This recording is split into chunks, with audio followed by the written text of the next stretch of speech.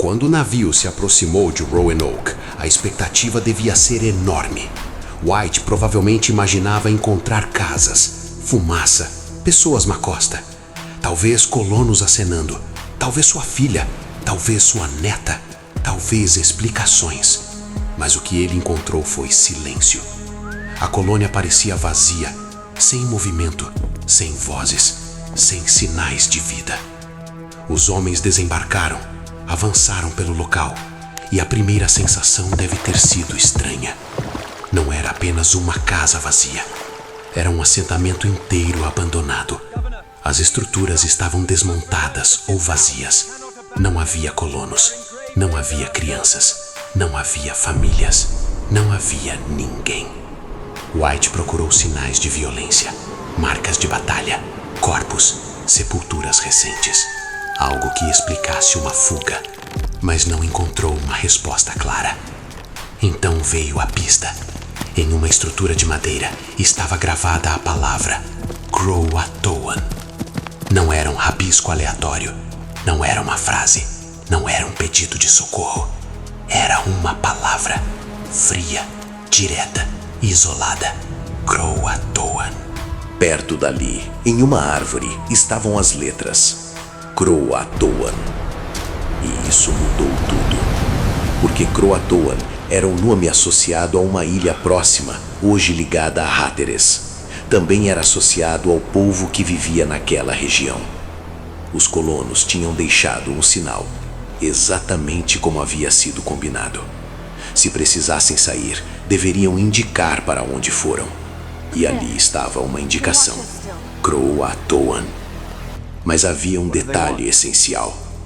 White procurou a cruz que indicaria perigo, a cruz de Malta, e ela não estava lá.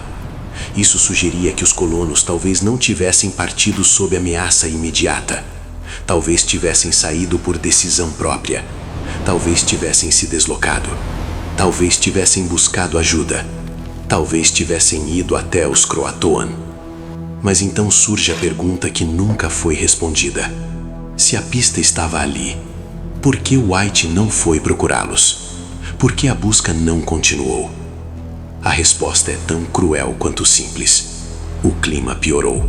O mar ficou perigoso. A expedição não estava em condições ideais e o retorno se tornou arriscado. White queria seguir a pista. Queria ir até Croatoan. Queria encontrar sua família. Mas as condições impediram uma busca adequada. Ele foi forçado a deixar Roanoke, de novo. E dessa vez, nunca mais encontrou os colonos. Pense no peso disso. Ele voltou depois de 3 anos. Encontrou a colônia vazia. Achou uma pista, mas não conseguiu seguir. Não encontrou sua filha. Não encontrou sua neta. Não encontrou respostas. E a palavra Croatoan ficou para trás, como uma porta entreaberta. Aberta o suficiente para sugerir uma direção. Fechada o suficiente para nunca entregar a verdade. Desde então, muitas teorias tentaram explicar Roanoke. Algumas são plausíveis, outras são sombrias, outras são quase impossíveis de provar. Mas todas começam no mesmo ponto.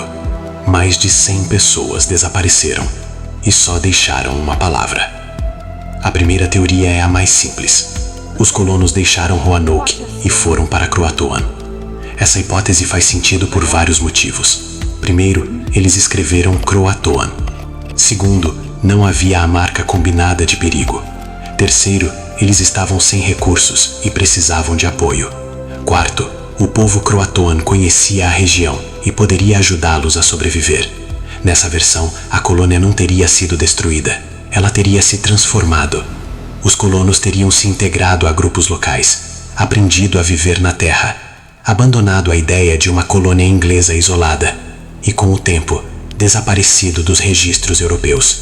Não porque morreram todos, mas porque deixaram de existir como colônia inglesa. Essa é uma explicação forte, e talvez seja a mais humana, porque não fala de um desaparecimento sobrenatural. Fala de sobrevivência, fala de adaptação, fala de pessoas que escolheram viver, mesmo que isso significasse abandonar a identidade que trouxeram da Inglaterra. Mas há um problema. Se essa teoria é verdadeira, por que nunca houve uma confirmação definitiva? Por que nenhum grupo foi encontrado claramente como descendente direto da colônia? Por que a história virou mistério em vez de conclusão? A resposta está na falta de documentação, no tempo perdido, na dificuldade de rastrear pessoas em uma região enorme, em uma época sem registros consistentes. E também na forma como os europeus enxergavam aqueles que se misturavam a povos indígenas.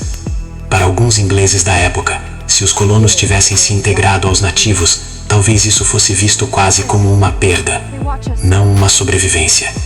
E isso pode ter ajudado a manter o mistério vivo. A segunda teoria é mais dura, a de que os colonos morreram. De fome, de doença, de exposição, de conflito. Roanoke era difícil.